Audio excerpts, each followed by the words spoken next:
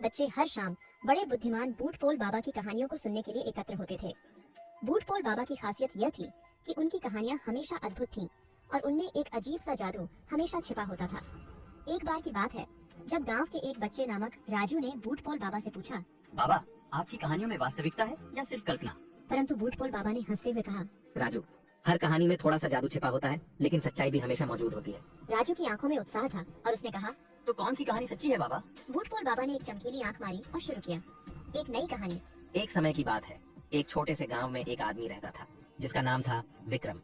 वह गरीब था, लेकिन उसमें एक निरंतर आत्मविश्वास था।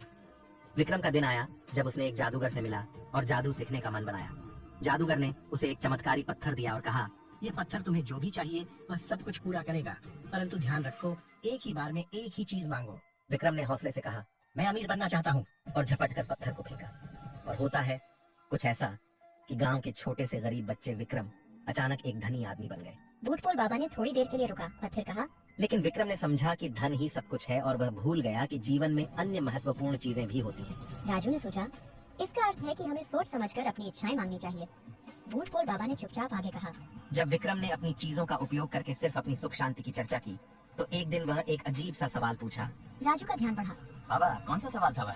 बूटपोल बाबा ने मुस्कुराते हुए कहा, वह पूछना चाहता था कि क्या उसकी धनी जिंदगी से उसकी सच्ची खोज में आगे बढ़ सकती है। राजू की आंखों में आश्चर्य था और उसने कहा, तो फिर क्या हुआ बाबा?